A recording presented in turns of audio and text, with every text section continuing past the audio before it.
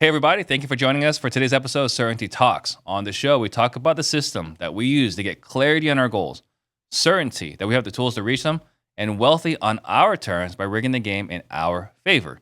And we share it here because we want to help you reach your goals on your terms.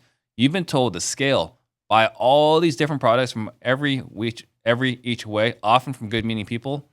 So it's not your fault when you look up and you ask yourself, why is my business where I want it to be? As our good friend Dan Nicholson says, the biggest risk is that we don't get what we want out of life.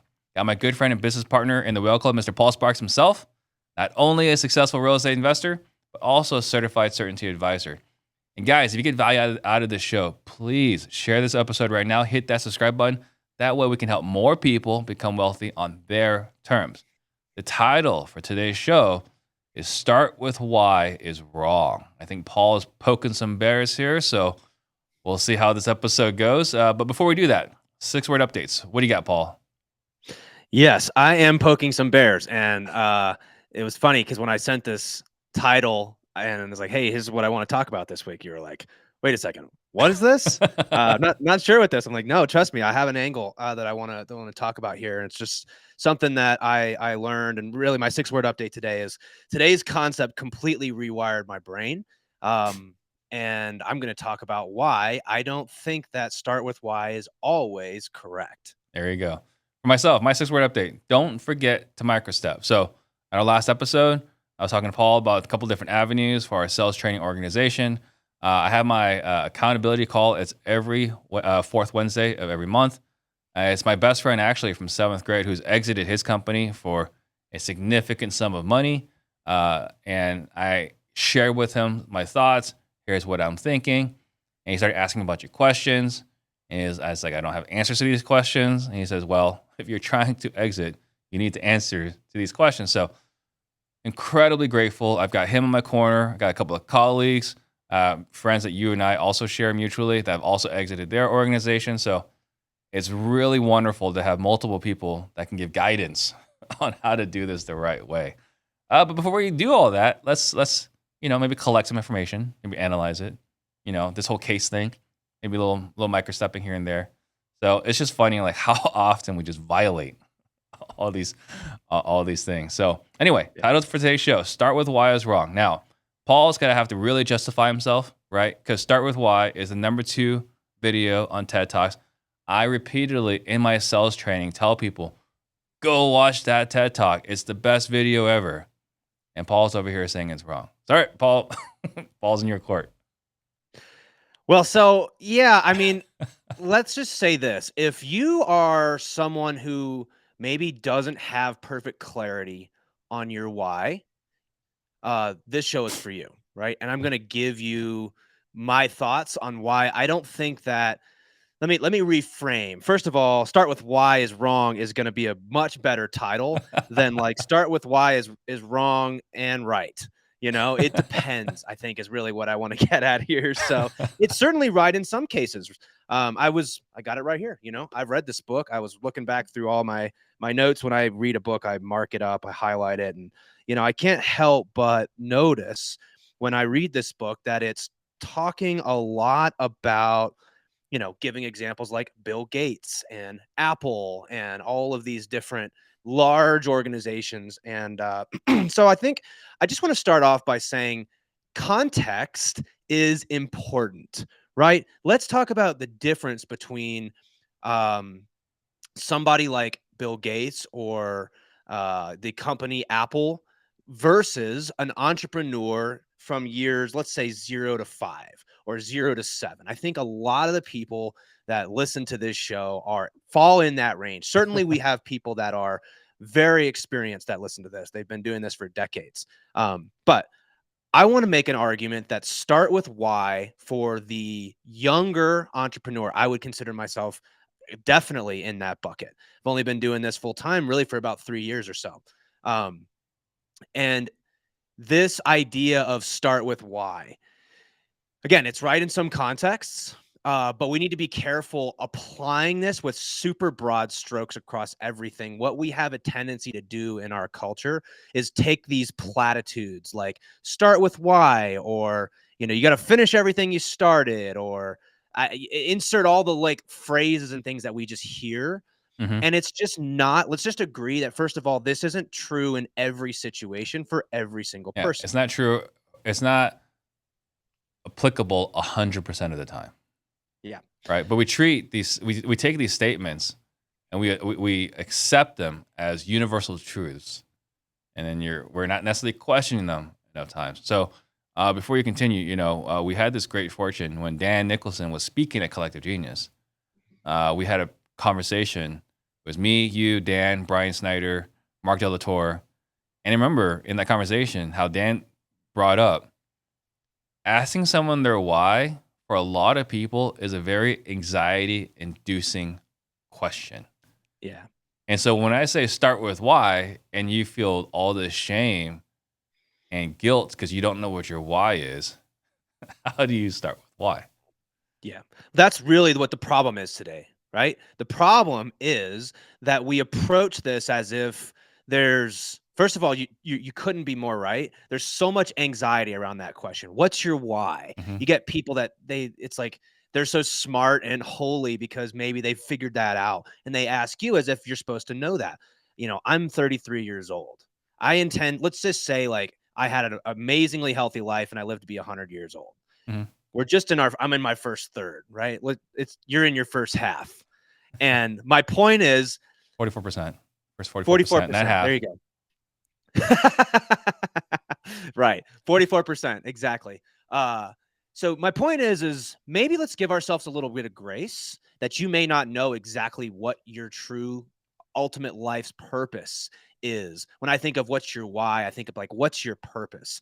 But you may not know that at the beginning. And this idea that we should start with that, we got to figure that out before we can go forward, I think is just not the right way to look at it. And I was originally challenged by this idea because I was a huge proponent to start with why. It makes so much sense. It sounds really good to the brain. Just figure out what your purpose is and then go take action on that and go build this, go build Apple around your intentions of what your true purpose is. Well,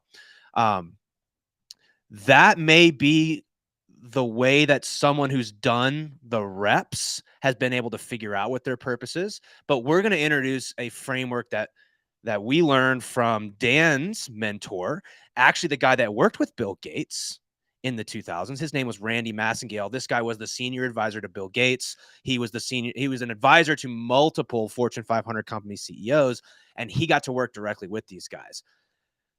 He has a phrase that I want to anchor the conversation around today. He says he says frequency. I changed that to repetition because frequency it just doesn't make as much sense technical to me as do the the reps, mm-hmm. Right? So repetition, intensity, purpose, in that order. So it's like repetition leads to intensity, leads to purpose. And there's a reason why purpose is third. Because his concept is not that you just start with your purpose, because you may not know what that is mm-hmm. right away. And I'll give some examples today of where you might have potentially in your past, or you've observed other people making mistakes by trying to start with why. It led them in the wrong direction. Yeah. And we're going to advocate why we should start by doing the reps. So what's your first take on that, Steve? Well, I mean, what's my mission today? Create 100 millionaires. And yeah. I believe we're past that. So create millionaires, right? Who am I getting a real estate license in 2007 to have that be my purpose? Like, hey, Steve, why are you getting a real estate license? To create millionaires? Like, that's just not going to work. Mm-hmm. So it took a lot of time to figure out what my purpose was. And truthfully, even though I recommend that video, Start With Why, I love that video. I read the book. I hated the book, right? So I say watch the video, because if you watch the video, you don't need the book. But he has a following book, Find Your Why. And that book actually was pretty helpful, right? But again, if I were to start off as a 27-year-old, like I'm gonna follow my why. I had no idea what my why was until my late 30s. Mm-hmm. It just wouldn't work. And I didn't find my why, truthfully, until I started my brokerage. And it wasn't even having the brokerage. It was helping realtors become business owners. That's when the fulfillment came. That's was like, this is it. Everything I've been doing, now this is actually what fulfills me. This is actually my purpose. And we've elevated it, right, to help wholesalers, business owners across the country. But yeah, 27-year-old, like, start with why. Like, what's your why? Like, I don't know. I just want to make a lot of money. Mhm. Well, it's so funny because this was the example I wanted to kind of draw towards was I've seen you just in the last, couple years that I've known you really expand what your ultimate why. And when I would just sub why with purpose, like what Mhm. is your true purpose and what's the impact or your purpose? And yeah, it's like here's the sequence I wrote: agent, wholesaler, real estate disruptors, closemoresales.com. There you You go. know? And here's the thing. Let's back up for a second because I want to talk about it's the right question to ask if you don't know what your why is. Now, let me say there's exceptions to this. There's some people that you meet them and they know exactly what it is that they're there to do. Maybe because they've done the reps in their childhood, maybe because they have just a strong calling towards something in particular. And I would say those are outliers. That's not the majority of people. Most people are asking themselves this question: what is my why? And I can tell you that just doesn't go away Mhm. necessarily because you get older. It has to do with what I think is the start of this is really leaning into your own unique strengths and preferences, right? Mhm. And Randy does this exercise that we've talked about on this show that we do with people in Whale Club is we take them through this idea of what their favorite sport or hobby was when they were kids. Because when you were a kid, you were playing your game, the idea of playing your game, right? Uh, Without having all these obligations and these expectations that got poured into you as you became an adult, Mhm. you were truly probably expressing yourself in the truest sense. Your strengths start to emerge, your preferences, your tendencies start to emerge. And so, what do? We lean into those things, right? Right. I want to kind of give an example because I was reading. There's a book called Mastery by Robert Greene that I'm reading currently, and he really talks about the idea of becoming a master in something. And he was giving the example of how in the Middle Ages they was the birth of this idea of apprenticeship, um, and it's exactly how you'd think it works. Young people essentially find their natural strengths and inclinations, what they're good at, and they go and they work for someone else and they put their $10,000, hours in.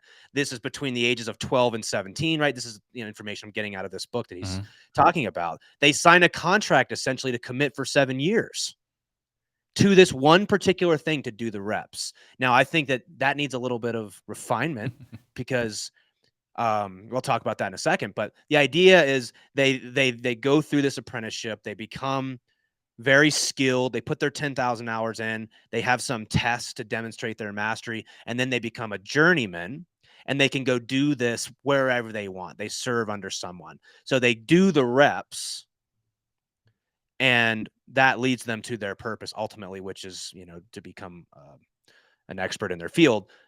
But I think in modern times, there needs to be some tweaking to this because this is where I think start with why gets people in trouble.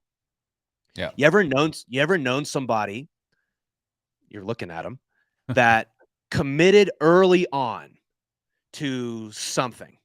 In my case, it was engineering. I'm sure you've met doctors and lawyers and accountants and engineers, dentists. I mean, I know Mhm. a dentist in particular, right? That they made this commitment. I have this calling towards this thing. They started with why. Then they went out and did 7 years worth of schooling and did the reps for 7 years. Mhm. And then they're like, I think I've made a terrible mistake. Yeah. Yeah. But they've committed themselves so heavily to this. And now there's no intensity there. Like Mhm. they don't like really what they're doing.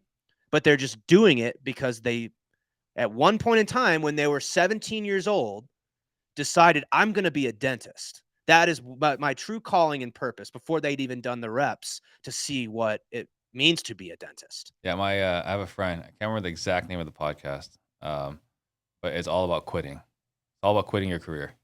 It's about the group therapy required to quit after you got your law degree, after you got your dentist license, your medical practice, all these things. Like, crap, this is not it, and they had to go change.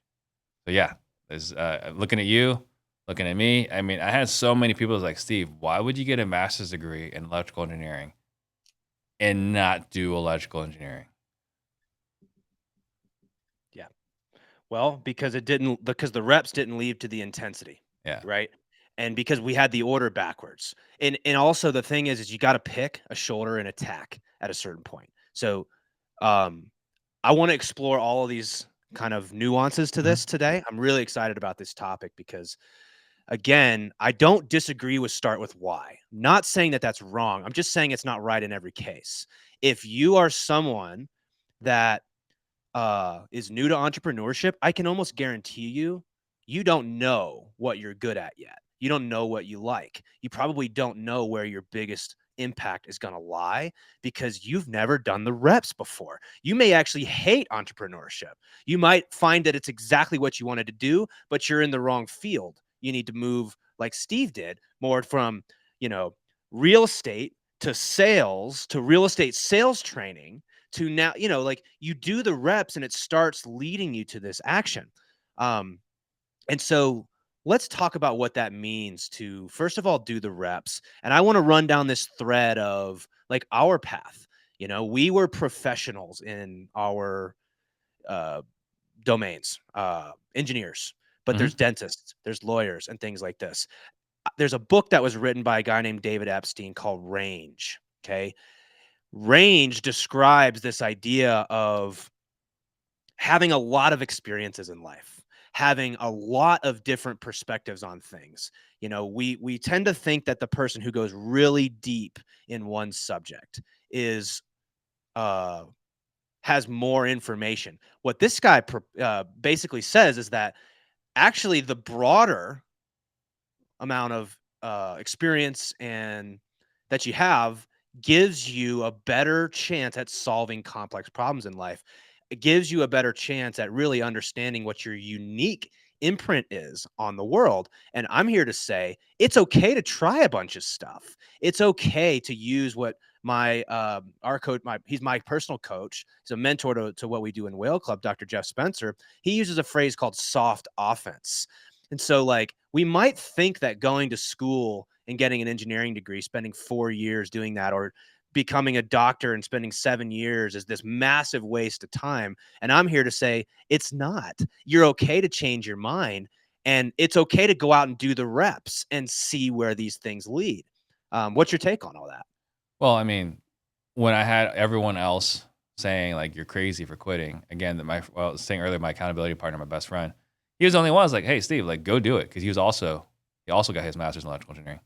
He's like, Steve, like go do whatever you want to try, and see if you like it. If you don't like it, worst case, go back to engineering. Like there's no risk there, right? But everyone else was looking at it as like you've invested 7 years, and because you made this decision for 7 years, 7 years, 5.5 years, right? You made this decision for 5.5 years to invest into engineering. The rest of your life you should spend in engineering. Like when you look at it from that lens, it's a ridiculous principle. Ridiculous, right? Right. But everyone else is like, oh no, you got your master's degree. You should be an engineer for the rest of your life. Right. And that's why start with why, in my opinion, is right for a Fortune 500 CEO who's put their 10,000 hours in. Yeah. They've done the reps. Now they're casting the vision for, what the purpose is, because they've got evidence to support that. But Yeah. I just don't think that that's appropriate. And I think it's actually misleading to people that are in the process of doing the reps. Again, if have only been in business for less than, let's say, at least 5 years, you're still you're an infant in this process. Yeah. It's okay to go out and try things. How does that manifest in real estate? Well, I think about it like my path. I went out and tried to decide on what it needed to be kind Mhm. of at first. Eventually, I learned this from Randy and Dan, and I learned like, oh, I don't need to get so attached, right? Mhm. It's okay to go out and try all these different things. We tried wholesaling, we tried flipping, we've raised money, we've built townhomes, we've done luxury new builds. I've done a lot of different things. A lot of people have a tendency to say, well, you can't focus. Mhm. It seems like you can't really focus. Yeah. It's like, yeah, no, that's intentional. I'm trying things so I can do the reps and see where the intensity kind of naturally follows. Yeah. Where am I geared towards, you Well, I know? think the other thing too, you look at, because I've had the good fortune to have mentored a lot of people throughout the years. Actually kinda crazy to think about how many. Uh, but everyone's why when they start is money. Everyone. Everyone's why is money. And then eventually you start making money. It's like, "Oh, I wanna be able to take care of my family," right? And then once your family's needs are taken care of, then you get to, like, this purpose or fulfillment or something else bigger, right? It follows Maslow's hierarchy of needs, right? Eventually, we chase significance and impact, fulfillment. So, like, to tell someone to start with why, when we're in our 20s, our why is usually money, Yeah. right? Money and freedom. Like, that's usually our why. Or we haven't even really, I guess, understood our why because how could we? Mhm. How about your kids, Steve? You know, what's the only difference between like grown people and kids is a little bit of maturity and years, I guess. My Yeah. point is if you said to your kids like, "What's your why?" Mhm. What There's how are they supposed to know? So what do we do with them? We stick them in a bunch of sports. We yeah. give them a bunch of things to do. Go try these different things. You're Mhm. helping them understand and develop their strengths and preferences. What do you like? What do you have a natural draw towards? Where do you have uh I can say that happiness usually comes from being good at something. You get good at something and you enjoy it because you're good at it. Mhm. And that's not always the case, but that's generally what we're doing. And so, what do? You have them go out and do the reps. So, you wouldn't use that with your kids, clearly. Mhm. We've now talked about how um, you and I experienced this, why starting with why can oftentimes, I mean, we were fortunate to have like quit our careers, but there's a lot of people who it gets harder and harder and harder the further you get away from the start point. 7 years being a doctor, it's like, what is that bias that we talk about? Loss aversion, essentially. Give him back the puppy. Um, yeah, exactly. We've taken this puppy home and now this is a full-grown dog at this Mhm. point. You're not giving it back. It's really difficult to do that. So, first of all, I would say maybe you can start with why, but let's tweak maybe the way that we describe it because I think there's a big difference between specifics and understanding things like saying like this. For example, I want to make a massive impact. I'm okay with that being your why that you start with, because it's so broad that you're leaving yourself very much open to what it could be. I think ultimately what I'm driving at here is a single statement. It's like when we decide too far in advance without having all the information, without letting like the universe present the options to us, when we Mhm. define so far in advance what our true purpose is, we rob ourselves of what it could be. Yeah. Because That's again, if you profound. had made that decision back when you were an agent, this is what my true purpose is. It would have it would have blinded you to this ultimately bigger reason of why you're here. You couldn't have known that until you did the reps, Right. right? It reveals itself through the process of engaging and I think that's ultimately what it is. It's like let's get out of this idea that we've got to define what our ultimate value and purpose is to the world, the impact that we make. Don't discount yourself like that, right? You're robbing yourself of the potential of what it could be by defining too early what you're saying that it has to be. Yeah, and we had Brad Chandler on the show just a couple weeks ago, right? And like, right, what's his purpose right now? Helping people find happiness, right? he didn't just wake up one day or when his 20s, like, I'm going to help people find happiness. There were a lot of things that happened along the way, right? And then one day it's like, this is it. But that option would not have presented itself if he has went hardcore on this is my purpose. This is my why. Right. So I think where it starts is maybe understanding your unique strengths and preferences. Start there. There's some things that we take people, members of our community, through a process. I would sum this up to like understand your game, maybe. Like, what is your game? What are your preferences and your strengths? What are you good at? Let's just identify that first and then go try some things, Mhm. right? Go out and do the reps. What does that mean? Sometimes it means apprenticing for 7 years. Sometimes it means going to an engineering school for 4 years. Sometimes it means like just going to an event and seeing how you like it. Um, Short reps, long reps. I do think that there's like a, what did your parents say? They're like, I'm not going to let you quit halfway through the season. You commit to soccer, you're Mhm. going to finish the season, Right. right? So, not saying don't honor your commitments. I'm not saying be a quitter.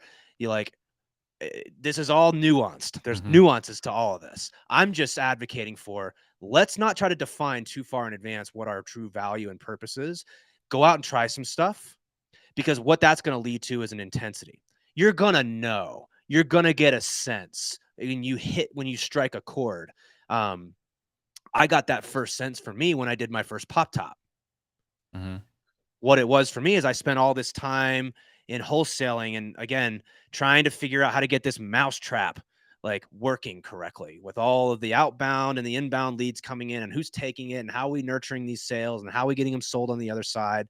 I spent so much time doing that eventually I started trying some other things because I was like, this is not really like, I don't feel the intensity here. I'm doing the reps, but I don't feel this natural intensity and draw towards it. When I started raising capital and getting to these bigger deals, I was like, oh yeah, that is exactly who I was in my career before this. I was Mhm. always a big game hunter, the whale hunter. I was putting big deals together.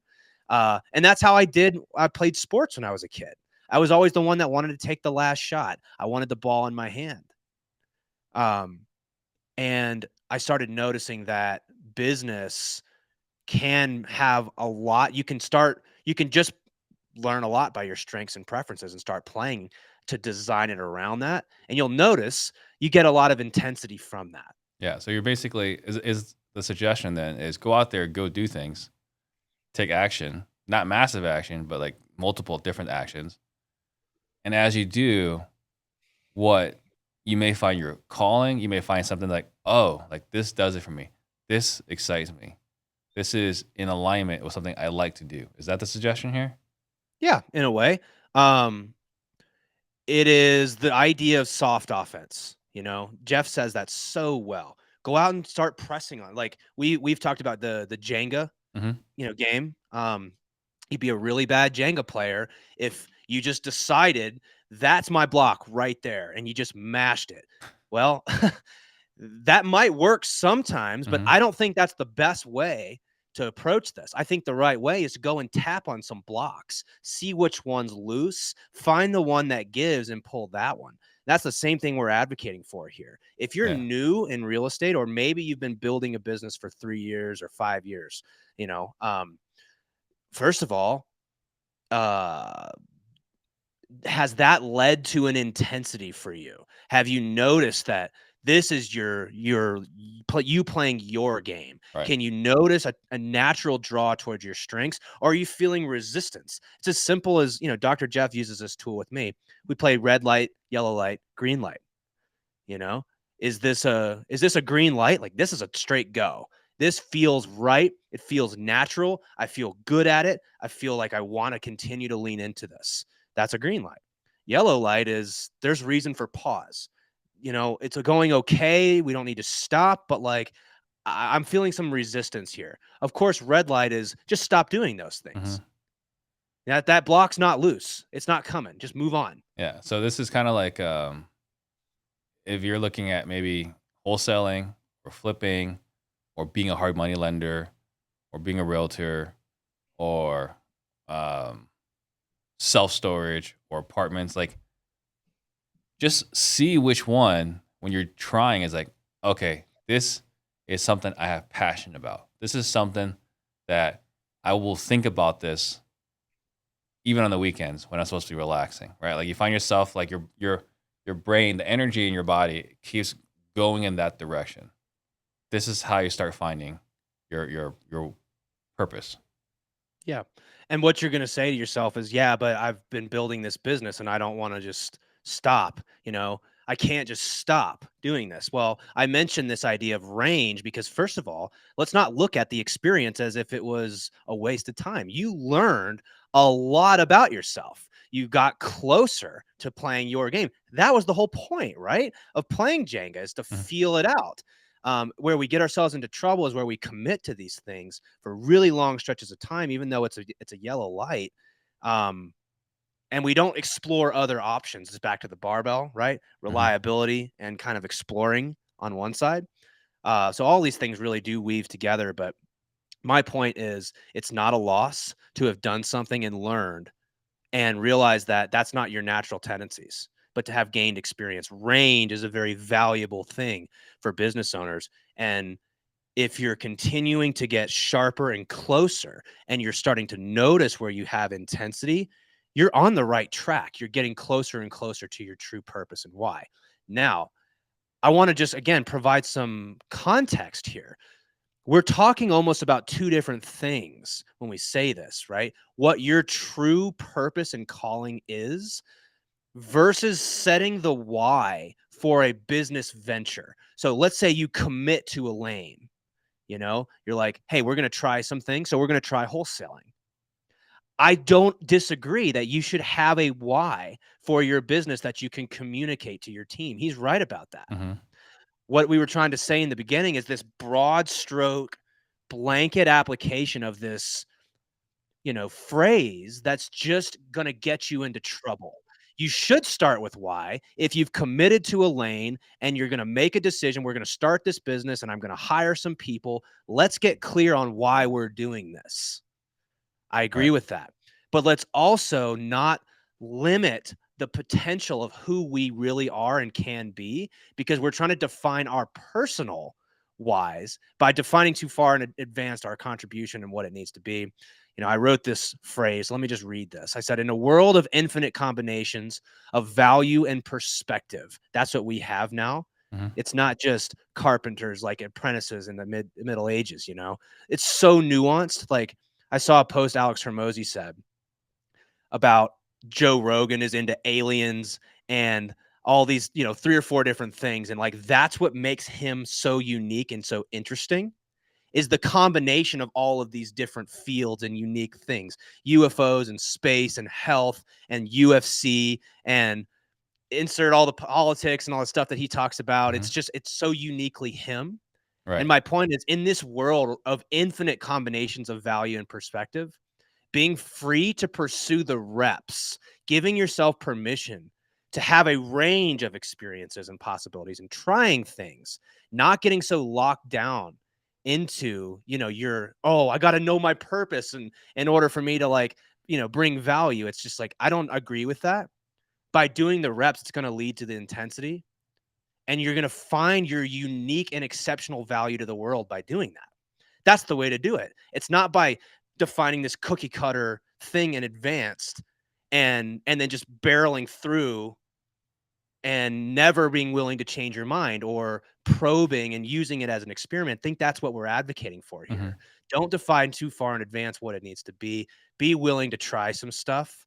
And if you're getting anxiety by the idea of start with why because you feel like you don't know what it is, I would just argue that's completely normal for anyone under the age of 50, Like that's just it's not how it works from my experience. And once I learned that, again, my 6-word update today's concept completely rewired my brain. Yeah. It's like give yourself a break, go out and just pretend like you're that kid that's like trying all the sports to see which ones they like. You're in no rush. We are not in any rush here. Yeah. Give yourself a break. So we're saying in lieu of start with why, we're saying start. Start. Do the reps. And to your point, Steve, I like to say this is why I do. Maybe this is a whole nother show, but like I completely disagree with take massive action. Mm-hmm. You know why I disagree with that? First of all, that's a really it's really easy to sell that. Mm-hmm. It's dopamine. Like you're trying to sell people to take massive action and commit so that they have to buy more stuff in order to be successful. Yeah. Like that's my opinion. I think it's a little I wouldn't say it's I don't know the word, but like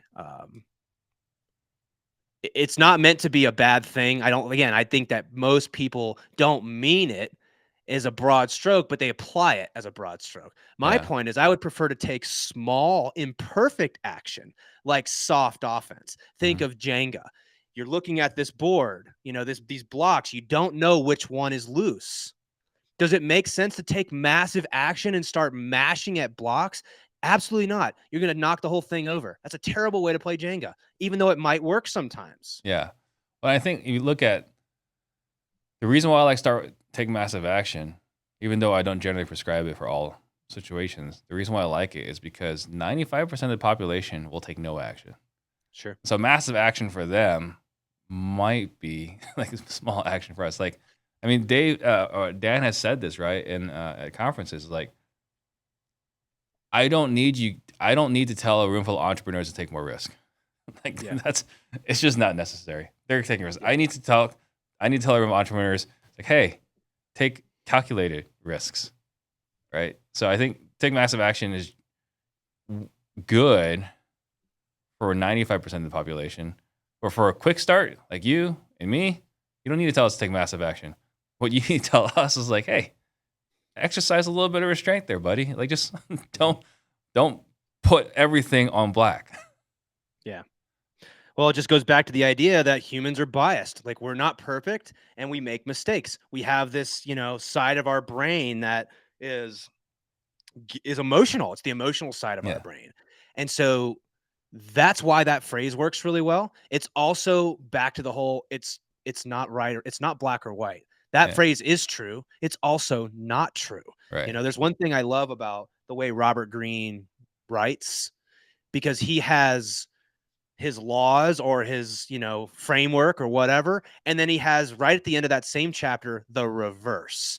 Here's where it's true. And then here's the exceptions. And here's where it's not true. But we tend to take all these things as if it's right or wrong, true in every case. We want to broad strokes apply it everywhere. And that's a bias that humans have. It's a gospel we can just refer to it at all times. So sounds good. Repetition leads to intensity, leads to purpose or your why, and that's a loop that continuously goes. It's not like a linear thing. It's actually kind of in a loop. You just get more and more information. You get closer. You start recognizing where you have intensity. Okay, wow, this feels good. This is a groove. Like I'm getting closer. And again, I just will illustrate that with your example of agent. You went down that path, you started pressing. Oh, it's like water running down a hill, Mhm. It's finding the path of least resistance to get down. Mhm. That's what we're doing here. Is you're just feeling it out. You're seeing where it naturally leads you and reserving this big like I also don't think you decide your value and your contribution. I think other people do. Right. I think it's just backwards to define what your contribution is.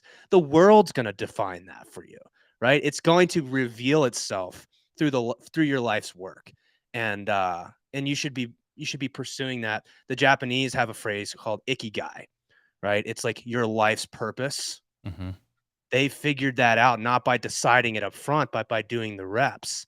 It's just but that doesn't go it doesn't fit well on a book cover and doesn't make as good for a phrase. But again, start with why is true. I like Simon Sinek. I like the book. It's just not true in all cases. Yeah. Well, it's true when you know your why. Correct. Yeah. So this is an exercise. So if you guys are watching, guys, and you don't know what your why is, you don't know what your purpose is, that's okay. It's actually normal. And then again, the suggestion is make sure you're taking steps in that direction. You're taking the repetition, so that you figure out what you like doing more of, which will help you figure out what your passion is. Mm-hmm. We like to get woo woo. I like to get woo woo every now and then on this show. So let me get woo woo for just a second. Again, we use this phrase we call time and randomness. And it's the idea that you just can't know what the future holds for you. You can't know what, again, the woo woo phrase I use is the universe. Like, you just don't know what the universe is going to give you, what options or opportunities are going to present themselves, what tomorrow holds. That's what makes it so exciting for the human experience, right? Is to stay open. And we want to put this idea of time and random things that are undefeated. We like to say time and randomness are undefeated. Time is constantly moving forward, marching forward, whether you like it or not. And because of that, random things happen, good, bad, and in between. What we're saying is you can't know what that is. There is no way to know what that is. So open yourself up to receivership of what it could be, as opposed to you defining what it is ahead of in advance and ahead of time. That's a little woo woo, but I also think it's the truth. It's the secret truth of the universe, man. Open yourself up to the options that exist, and be receptive to these things. That is my mind, the best way to approach business and life. Yeah. So is this something that you could help someone with if they wanted to talk to you about it? Yeah, I mean, I think it comes through the work. There is no shortcut. We've said this before. The process is the shortcut. You got to do the reps. Everybody's got to do the reps. What we help people do is guide their actions by identifying the first step, which is, what are you good at? What are your strengths and weaknesses? What are your preferences? What does it mean to get closer? We do that through a bunch of tools and frameworks that we give people. We do this in a group setting inside of Whale Club, where you're getting to discuss and collaborate with other people on the same exact journey as you. That's what we all want, right? We want to live a life worth living, and we want to do that by doing the reps and leading to the intensity. So that's what we do. We help people do that. I've got some tools that I could share with you if you'd like. I usually will spend, like I said, 30, 45 minutes or so. If you go to realestatecertainty.com, you can book some time with me, and I'll give you a few of these tools you can start thinking about. Because what I found was, without those tools, I just kind of kept spinning my wheels. I kept trying to start with why and figure out what this was. And it was anxiety inducing. And I was taking action, but I was frustrated because I didn't know how to do it. And we've just learned some stuff from some guys who know a thing or two about this, and they taught it to us. And now we're bringing this to our group and our community. So yeah, if you want to learn some more about that, check out realestatecertainty.com. You can book some time with me, and I'll walk you through a few of these things. All right, perfect. So wrap it up here. Thank you guys for watching. See you guys next time.